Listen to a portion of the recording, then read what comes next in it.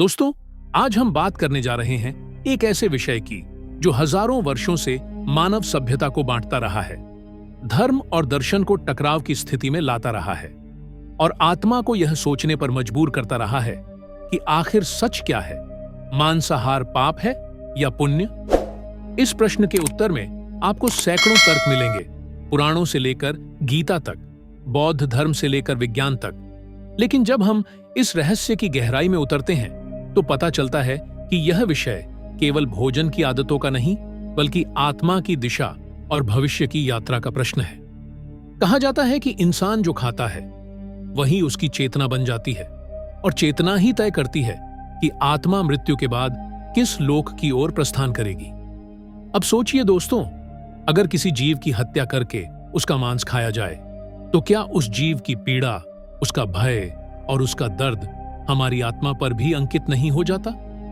प्राचीन धर्म ग्रंथों में मांसाहार को लेकर अलग अलग दृष्टिकोण मिलते हैं। मनुस्मृति में कहा गया है कि परिस्थिति के अनुसार मनुष्य को आहार चुनने की स्वतंत्रता है, लेकिन वहीं महाभारत और गीता में यह भी चेतावनी दी गई है कि जो भोजन हिंसा पर आधारित हो वह आत्मा को अंधकार की ओर ले जाता है। महावीर और बुद्ध ने तो इसे पूर्ण पाप घोषित किया और कहा कि हर आत्मा, चाहे वह मानव हो या पशु, ईश्वर का ही अंश है और उसकी हत्या सबसे बड़ा अपराध है। लेकिन आश्चर्य की बात यह है कि वेदों में हमें ऐसे प्रसंग भी मिलते हैं जहां यज्ञों में पशु बलि का उल्लेख है और यह कहा गया कि इस बलि से उस जीव को अगले जन्म में ऊंचा लोक प्राप्त होगा। यह विरोधाभास हमें सोचने पर मजबूर करता है। क्या मांस खाना पाप है या यह भी किसी बड़े धर्मचक्र का हिस्सा है? दोस्तों, आत्मा के इस रहस्य को समझने के लिए हमें बहुत पीछे जाना होगा, उस समय में जब मानव सभ्यता ने पहली बार भोजन की परिभाषा गढ़ी थी, जब मानव शिकारी था और जीव हत्या उसके जीवन का हिस्सा थी। तब यह जीवित रहने का साधन था, पाप या पुण्य का सवाल नहीं था। लेकिन जैसे जैसे सभ्यता विकसित हुई, जैसे जैसे धर्म और दर्शन ने जन्म लिया, वैसे वैसे आहार केवल जीवित रहने का साधन नहीं रहा, बल्कि आत्मा के मार्ग का निर्धारक बन गया। यही कारण है कि उपनिषदों में आहार को सात्विक, राजसिक और तामसिक 3 श्रेणियों में बांटा गया और मांसाहार को सीधे तामसिक कहा गया, यानी अंधकार की ओर ले जाने वाला। अब सोचिए, क्या हर कौर के साथ हमारी आत्मा अंधकारमय हो जाती है या फिर यह केवल मानसिक धारणा है? कुछ विद्वान कहते हैं कि पाप या पुण्य केवल कर्म पर निर्भर करता है, न कि भोजन पर। अगर आप हिंसा की भावना से किसी जीव की हत्या करते हैं तो वह पाप है, लेकिन अगर वही कार्य किसी धार्मिक कर्मकांड के हिस्से के रूप में होता है तो उसे पुण्य कहा गया। लेकिन यहां सबसे बड़ा सवाल यही उठता है, क्या हत्या कभी भी पुण्य हो सकती है? दोस्तों, आज का विज्ञान भी कहता है कि हर जीव में एक तरह की चेतना है और जब उसे पीड़ा दी जाती है तो वह पीड़ा एक ऊर्जा के रूप में ब्रह्मांड में फैल जाती है।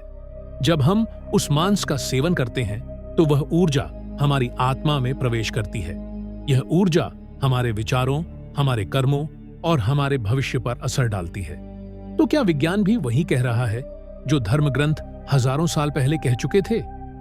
इस प्रश्न का उत्तर आसान नहीं है और शायद यही कारण है कि आज तक मांसाहार को लेकर समाज विभाजित है। एक तरफ लोग कहते हैं कि यह प्रकृति का नियम है, एक जीव दूसरे जीव पर निर्भर रहता है, यही फूड चेन है। लेकिन दूसरी तरफ संत और महात्मा कहते हैं कि मनुष्य में विवेक है और विवेक ही हमें पशुओं से अलग करता है। अगर हमारे पास विकल्प है कि बिना हत्या के भी हम जीवित रह सकते हैं, तो फिर हत्या करना क्यों? दोस्तों, मांसाहार का यह रहस्य केवल आहार का नहीं, बल्कि हमारी आत्मा की दिशा का है और यह प्रश्न अभी अधूरा है, क्योंकि इस रहस्य की गहराई हमें और भी अंधेरे गलियारों में ले जाएगी, जहां हमें पता चलेगा कि क्यों कुछ धर्म मांसाहार को पाप मानते हैं जबकि कुछ इसे कर्म का हिस्सा बताते हैं। और असली रहस्य तो अभी बाकी है दोस्तों। मांसाहार का रहस्य हमें बार बार इस प्रश्न की ओर खींच लाता है कि आखिर सत्य क्या है और क्यों धर्म, दर्शन और विज्ञान एक ही विषय पर अलग अलग स्वर निकालते हैं। आइए जरा सोचें, जब आशी मुनि हिमालय की गुफाओं में तपस्या करते थे तो वे केवल जल और फल पर निर्भर रहते थे। उन्होंने अपने भीतर यह अनुभूति की थी कि आहार केवल पेट भरने का साधन नहीं, बल्कि आत्मा की शुद्धि का मार्ग है। उपनिषदों में कहा गया है कि सात्विक भोजन आत्मा को शांति देता है, राजसिक भोजन आत्मा को इच्छाओं में उलझाता है और तामसिक भोजन आत्मा को अंधकार में धकेल देता है। मांसाहार को हमेशा तामसिक की श्रेणी में रखा गया, क्योंकि यह सीधे सीधे किसी जीव की पीड़ा से जुड़ा हुआ है। लेकिन अगर हम महाभारत की ओर देखें तो हमें ऐसे प्रसंग भी मिलते हैं जहां मांस का उल्लेख सकारात्मक रूप में किया गया है। कहा जाता है कि भीष्म पितामह ने युधिष्ठिर को धर्म का उपदेश देते हुए कहा कि परिस्थितियों के अनुसार भोजन करना चाहिए। अगर जीवन बचाने के लिए मांस खाना पड़े तो यह पाप नहीं है, लेकिन अगर केवल स्वाद या विलासिता के लिए किया जाए तो यह घोर अधर्म है। दोस्तों, यहां पर हमें यह समझना होगा कि पाप और पुण्य स्थायी सत्य नहीं है, वे परिस्थिति पर निर्भर करते हैं। यही कारण है कि जंगलों में रहने वाले आदिवासी समाज मांसाहार को प्राकृतिक मानते हैं और इसे किसी पाप की दृष्टि से नहीं देखते। लेकिन यही कार्य जब एक विकसित समाज में होता है तो उसे अधर्म कहा जाता है। अब सवाल यह उठता है, क्या नैतिकता भी केवल समाज की सुविधा के अनुसार बदलती रहती है, या आत्मा का कोई शाश्वत नियम है जो कभी नहीं बदलता? महावीर स्वामी ने कहा था, सभी जीवों में आत्मा है और किसी भी जीव को पीड़ा देना सबसे बड़ा पाप है। उनकी यह वाणी आज भी जैन धर्म का आधार है। लेकिन दूसरी ओर प्राचीन वैदिक यज्ञों में पशु बलि का उल्लेख मिलता है। वहां यह कहा गया कि यह बलि उस जीव के अगले जन्म का मार्ग प्रशस्त करती है। अब दोस्तों सोचिए, अगर एक ही संस्कृति में दो विरोधाभासी विचार मौजूद हैं तो किसे हम सत्य माने और किसे भ्रम? शायद यहीं पर रहस्य और गहरा हो जाता है। गीता में भगवान कृष्ण ने कहा कि आहार का सीधा असर साधक की साधना पर पड़ता है। जो सात्विक भोजन करता है उसकी बुद्धि शुद्ध होती है और जो तामसिक भोजन करता है उसकी चेतना अंधकारमय हो जाती है। यानी यह केवल शरीर का नहीं बल्कि आत्मा का भी सवाल है। विज्ञान भी अब यह कहने लगा है कि जब किसी पशु की हत्या की जाती है तो उसके शरीर में स्ट्रेस हार्मोन बनता है और वही मांस के रूप में हमारे शरीर में प्रवेश करता है। जब हम उसे खाते हैं तो वह भय और पीड़ा की ऊर्जा हमारे भीतर घर कर जाती है। क्या यह वही बात नहीं है जो धर्म ग्रंथ पहले ही कह चुके थे? दोस्तों, यह रहस्य हमें एक और गहरी सच्चाई की ओर ले जाता है। कहा जाता है कि मृत्यु के समय जिस जीव की अंतिम भावना होती है वह उसके अगले जन्म का निर्धारण करती है। अब सोचिए, जब किसी पशु को मारा जाता है तो उसकी अंतिम भावना क्या होती है? भय, दर्द और प्रतिशोध। और वही भावना उस आत्मा की यात्रा का आधार बनती है। अगर हम उस मांस का सेवन करते हैं तो कहीं ना कहीं हम भी उस नकारात्मक भावना से बंध जाते हैं। यही कारण है कि संतों ने कहा कि मांसाहार आत्मा को बंधन में डालता है और शाकाहार आत्मा को मुक्त करता है। लेकिन यहां पर एक और रहस्य छुपा हुआ है। अगर आत्मा अमर है तो क्या उसे वास्तव में कोई बंधन हो सकता है, या यह केवल कर्म का खेल है जिसमें हर आहार भी एक बीज की तरह बोया जाता है और समय आने पर उसका फल हमें भुगतना पड़ता है? दोस्तों, अब जरा ध्यान दीजिए, जब प्राचीन भारत में यज्ञ होते थे तो वहां केवल पशु बलि ही नहीं बल्कि पशु का एक और अर्थ भी बताया गया है, अज्ञान, वासनाएं और इच्छाएं। कुछ विद्वान कहते हैं कि असली बलि पशु की नहीं बल्कि अपनी वासनाओं की होती थी। यह रूपक समय के साथ बदल गया और इसे शाब्दिक रूप से पशु बलि मान लिया गया। अगर यह सच है तो शायद मांसाहार का पाप केवल हमारी गलत व्याख्या से जुड़ा हुआ है। अब सोचिए, क्या हम हजारों साल से केवल एक भ्रम में जी रहे हैं? और अगर ऐसा है तो असली पाप किसने किया? मांस खाने वाले ने या उस सत्य को गलत समझाने वाले ने? दोस्तों, रहस्य यहीं पर और गहराता है, क्योंकि जब हम आत्मा की यात्रा की बात करते हैं तो यह स्पष्ट हो जाता है कि हर कर्म, हर आहार और हर विचार आत्मा की दिशा तय करता है। और शायद यही कारण है कि महर्षि पतंजलि ने योग सूत्र में कहा कि अहिंसा केवल एक नियम नहीं बल्कि साधना का सबसे बड़ा स्तंभ है। लेकिन अगर अहिंसा ही सबसे बड़ा धर्म है तो फिर मांसाहार का कोई स्थान नहीं होना चाहिए। तो फिर क्यों आज भी लाखों लोग इसे अपना रहे हैं? क्या यह केवल आदत है, स्वाद है, या फिर कोई अदृश्य शक्ति है जो हमें इसकी ओर खींचती है? दोस्तों, इन सवालों के उत्तर हमें अभी और गहराई में जाने पर मिलेंगे, क्योंकि मांसाहार का रहस्य केवल आहार तक सीमित नहीं है। यह आत्मा और ब्रह्मांड की सबसे गहरी गुत्थियों से जुड़ा हुआ है। और असली कहानी तो अभी बाकी है दोस्तों। जब हम मांसाहार को पाप या पुण्य के तराजू में तौलने की कोशिश करते हैं, तो हमें बार बार यह एहसास होता है कि यह विषय सिर्फ आहार तक सीमित नहीं है, बल्कि यह जीवन और मृत्यु के चक्र से गहराई से जुड़ा हुआ है। जरा सोचिए, आत्मा अनादि और अविनाशी है। उसका कोई जन्म और कोई अंत नहीं होता, वह केवल देह बदलती है। लेकिन जब भी किसी जीव का वध किया जाता है, तो उसकी आत्मा अचानक और असमय उस शरीर से अलग हो जाती है। यह असमय मृत्यु उस आत्मा को बेचैन कर देती है और वह आत्मा अपने हत्यारे से बंध जाती है। यही कारण है कि कई ग्रंथों में कहा गया है कि जो व्यक्ति जीव हत्या करता है, वह अगले जन्मों में उस जीव की आत्मा से किसी न किसी रूप में बंधा रहता है। अब दोस्तों सोचिए, अगर कोई मनुष्य बार बार मांसाहार करता है, तो क्या वह बार बार ऐसे ही बंधनों में फंसता नहीं चला जाएगा? यही कारण है कि जैन धर्म में मांसाहार को सबसे बड़ा पाप माना गया और वहां इसे सीधे नरक का द्वार बताया गया। लेकिन दूसरी तरफ बौद्ध धर्म की गहराई देखें।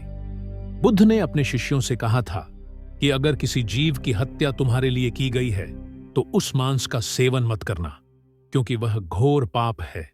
लेकिन अगर किसी पशु की मृत्यु स्वाभाविक रूप से हुई है, तो उस मांस को ग्रहण करने में पाप नहीं है। यहां पर फर्क नियत और परिस्थिति का है। यानी पाप और पुण्य केवल कर्म से नहीं, बल्कि उसकी नियत से भी तय होता है। दोस्तों, अब हम वेदों की ओर लौटते हैं। यजुर्वेद में कहा गया है कि यज्ञों के माध्यम से प्राणियों को उच्च लोक प्राप्त होता है। इसका अर्थ यह लिया गया कि बलि से उस आत्मा को मुक्ति मिलती है। लेकिन क्या यह वास्तव में सत्य है, या यह केवल उन लोगों का तर्क था जो बलि प्रथा को जारी रखना चाहते थे? यह सवाल आज भी हमारे सामने खड़ा है। मनुस्मृति में स्पष्ट कहा गया है कि जो दूसरों को कष्ट पहुंचाए वह अधर्मी है। अब सोचिए, हत्या से बड़ा कष्ट और क्या हो सकता है? तो फिर क्या मनुस्मृति परंपराओं से टकरा नहीं रही? दोस्तों, यही तो रहस्य है कि धर्म ग्रंथों की परतें खोलते ही हमें विरोधाभास मिलते हैं, और यह विरोधाभास हमें एक गहरी सच्चाई की ओर ले जाता है। शायद पाप और पुण्य स्थायी सत्य नहीं, बल्कि दृष्टिकोण है।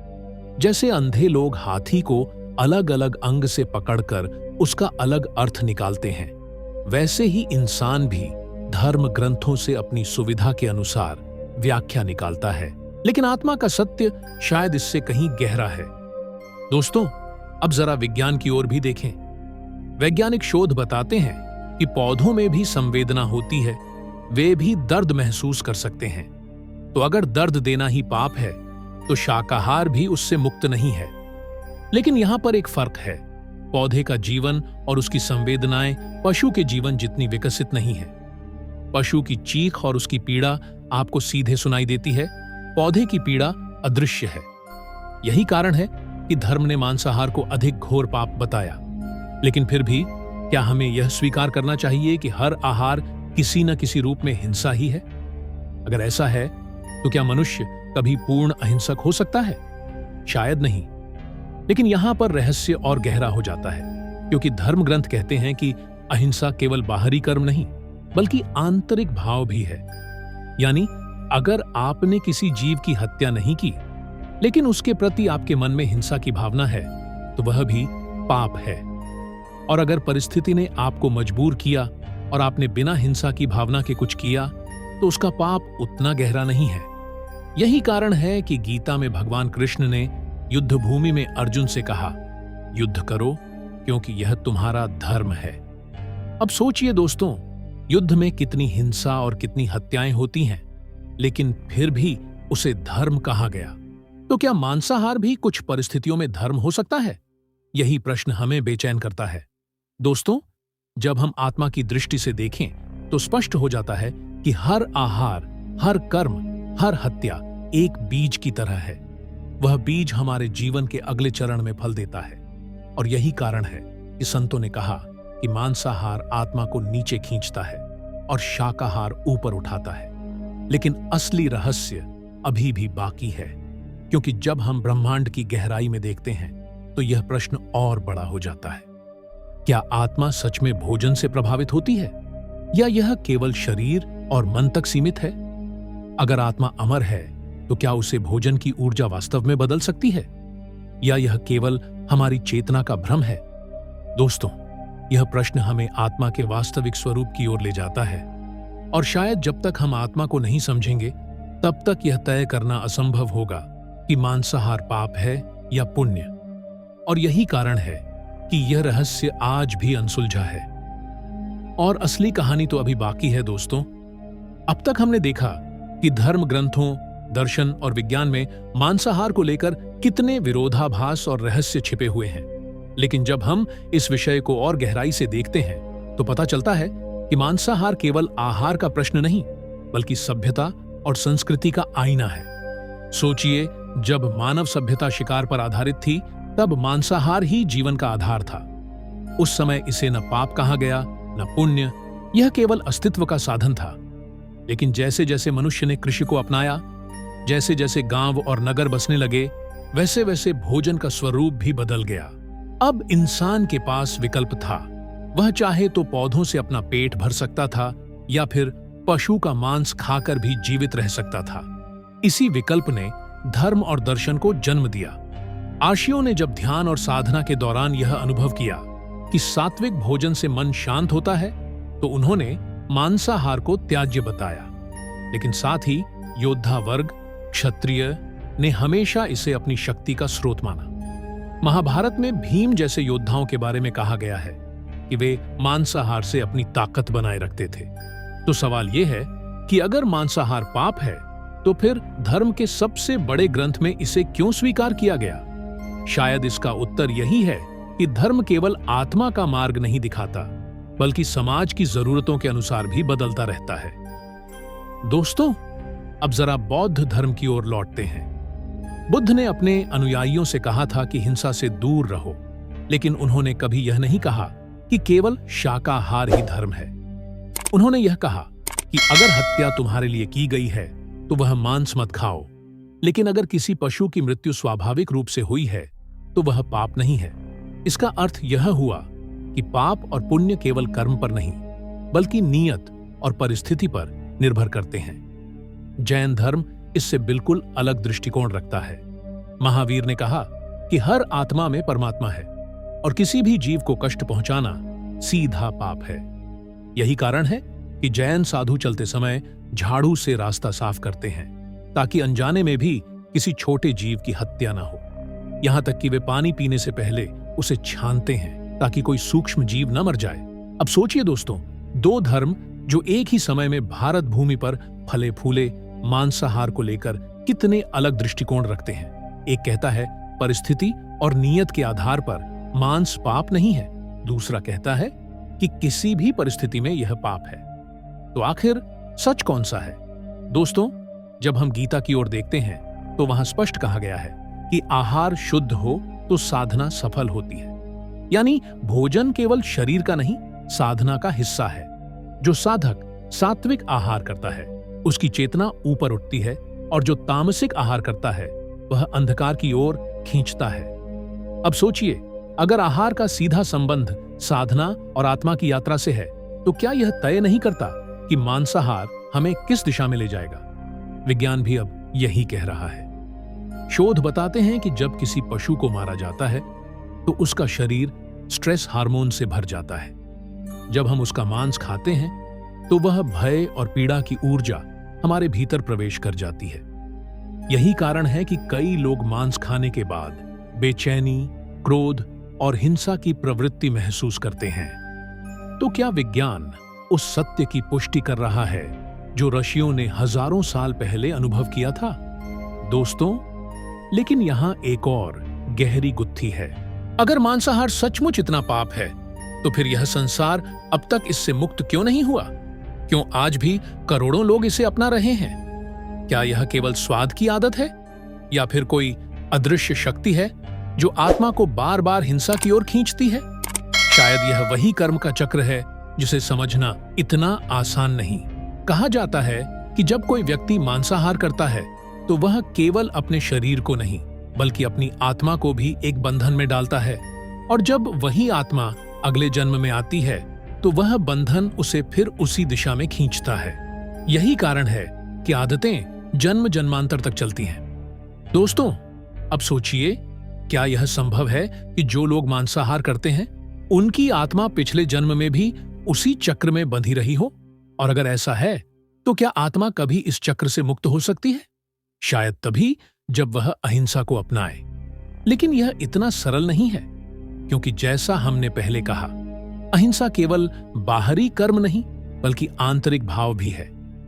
अगर मन हिंसा से भरा है तो शाकाहार भी आत्मा को मुक्त नहीं कर सकता, और अगर मन शुद्ध है तो शायद किसी परिस्थिति में किया गया मांसाहार भी आत्मा को इतना बांध नहीं पाएगा। दोस्तों, यही तो सबसे बड़ा रहस्य है। पाप और पुण्य केवल कर्म पर नहीं बल्कि चेतना पर निर्भर करते हैं, और जब तक यह चेतना शुद्ध नहीं होती तब तक आत्मा मुक्त नहीं हो सकती। यही कारण है कि ऋषियों ने कहा, भोजन करो लेकिन पहले यह सोचो कि यह आहार तुम्हारी आत्मा को कहां ले जाएगा। दोस्तों, यह रहस्य अब भी खत्म नहीं हुआ है, क्योंकि असली सवाल अब भी बाकी है। अगर आत्मा अमर है तो क्या वह सचमुच भोजन से प्रभावित होती है, या यह सब केवल शरीर और मन का खेल है? और अगर आत्मा इससे परे है तो क्या मांसाहार वास्तव में पाप है, या यह केवल मानव की व्याख्या है? यह प्रश्न हमें और गहरी अंधेरी गुफाओं में ले जाएगा, और असली कहानी तो अभी बाकी है। दोस्तों, जब हम मांसाहार के रहस्य को और गहराई से खंगालते हैं तो हमें यह एहसास होता है कि यह केवल भोजन का विषय नहीं है बल्कि आत्मा की यात्रा का एक महत्वपूर्ण मोड़ है। सोचिए, अगर आत्मा अमर है तो क्या वह सचमुच भोजन से प्रभावित होती है, या यह सब केवल शरीर और मन का भ्रम है? शास्त्र कहते हैं कि आत्मा कभी मरती नहीं, उसे न जलाया जा सकता है, न काटा जा सकता है, न ही किसी शस्त्र से नष्ट किया जा सकता है। तो फिर प्रश्न उठता है कि मांसाहार का पाप आत्मा पर क्यों लगता है? इसका उत्तर शायद इस रहस्य में छिपा है कि आत्मा स्वयं तो शुद्ध और अजर अमर है, लेकिन वह जिस सूक्ष्म शरीर में रहती है वह कर्मों के प्रभाव से बंध जाता है। यही सूक्ष्म शरीर अगले जन्म का निर्धारण करता है। जब कोई मांसाहार करता है तो वह केवल शरीर को भोजन नहीं देता बल्कि सूक्ष्म शरीर को भी हिंसा की तरंगों से भर देता है। यही तरंगें आगे जाकर कर्म का बंधन बनती हैं। यही कारण है कि जैन धर्म ने मांसाहार को सबसे बड़ा पाप कहा, क्योंकि वह आत्मा को जन्म जन्मांतर तक बांध देता है। लेकिन दोस्तों, अब सोचिए कि यदि यही बात है तो फिर क्यों वेदों में कहीं कहीं यज्ञ में पशु बलि का उल्लेख आता है? क्या यह विरोधाभास नहीं है? क्या हमारे आर्षि मुनि पाप के समर्थक हो सकते हैं? शायद नहीं। शायद यह प्रतीकात्मक था। कुछ विद्वानों का मानना है कि वेदों में जिन पशु बलियों का उल्लेख मिलता है वे वास्तव में आंतरिक बलिदान का प्रतीक हैं। गाय का अर्थ है इंद्रियों का त्याग, घोड़े का अर्थ है मन की गति का त्याग। यानी असली बलि बाहरी नहीं बल्कि भीतर की थी। लेकिन समय के साथ लोग प्रतीकों को शाब्दिक रूप में लेने लगे और असली रहस्य खो गया। यही कारण है कि कुछ परंपराओं में मांसाहार को धार्मिक कर्म का हिस्सा बना दिया गया। दोस्तों, अब सोचिए, क्या धर्म केवल वही है जो ग्रंथों में लिखा है, या धर्म वह है जो आत्मा की गहराई में अनुभव किया जाता है? अगर आत्मा को शांति मांस छोड़ने में मिलती है तो क्या यही उसका सच्चा धर्म नहीं? और अगर आत्मा को कोई पीड़ा नहीं तो क्या यह सचमुच पाप है? दोस्तों, यह प्रश्न हमें बार बार एक ही जगह लाकर खड़ा कर देता है। पाप और पुण्य का निर्णय कोई और नहीं कर सकता, यह आत्मा को स्वयं करना होता है। यही कारण है कि गीता में कृष्ण ने कहा, स्वधर्मे निधनम श्रेयः पर धर्मो भयावह, यानी जो तुम्हारे स्वभाव और आत्मा के अनुरूप है वही तुम्हारा धर्म है। लेकिन समस्या यह है कि अधिकतर लोग आत्मा की आवाज सुन ही नहीं पाते। वे स्वाद, आदत और समाज के दबाव में फंस जाते हैं। इसीलिए ऋषियों ने नियम बनाए ताकि साधक सही राह पकड़ सके। दोस्तों, अब जरा विज्ञान को देखें। आधुनिक शोध यह दिखा रहे हैं कि शाकाहार करने वाले लोग अधिक शांत, संतुलित और दीर्घायु होते हैं। दूसरी ओर मांसाहार करने वालों में कई बीमारियों का खतरा बढ़ जाता है। यानी विज्ञान भी धीरे धीरे उसी दिशा की ओर इशारा कर रहा है जिसे ऋषियों ने सहस्त्रों साल पहले पहचाना था। लेकिन यहां एक और रहस्य छिपा है। कभी कभी वही मांसाहारी लोग भी तपस्या, ध्यान और साधना के मार्ग पर पहुंच जाते हैं। यह कैसे संभव है? शायद इसका उत्तर यही है कि अंतिम निर्णय केवल भोजन से नहीं बल्कि चेतना से होता है।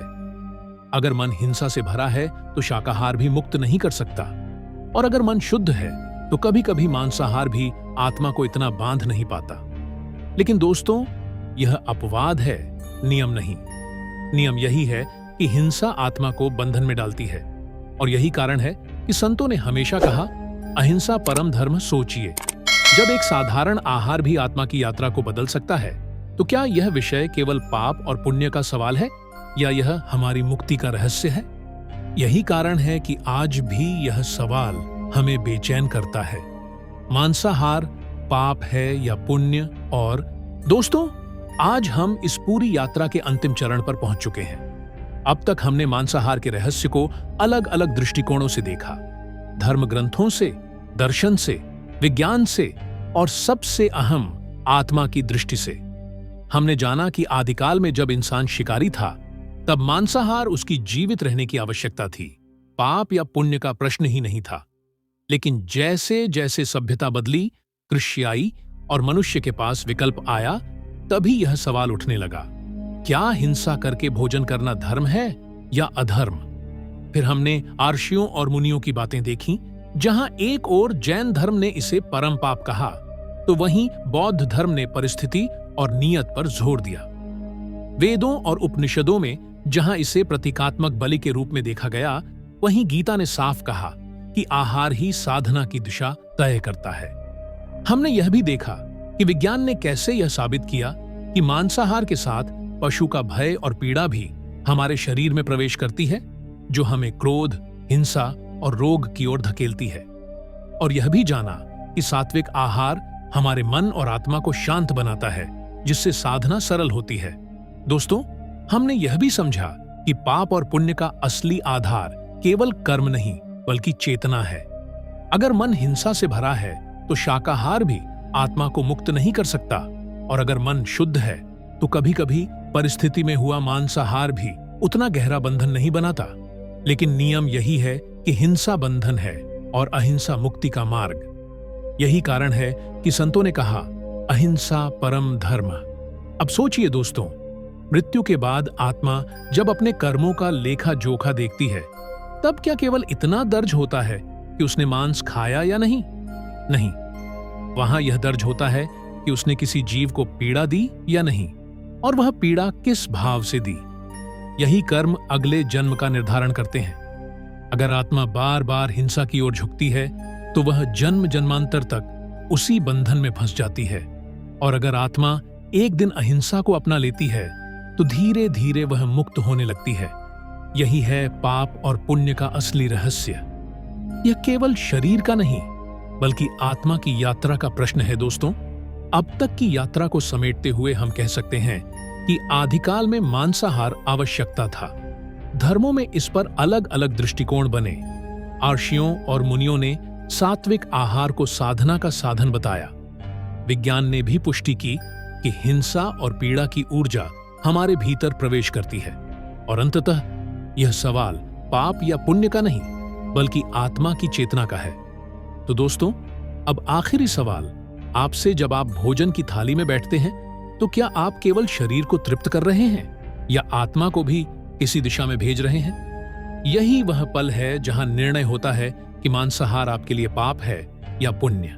और यह निर्णय कोई ग्रंथ, कोई गुरु, कोई समाज आपके लिए नहीं कर सकता। यह निर्णय केवल आपकी आत्मा कर सकती है।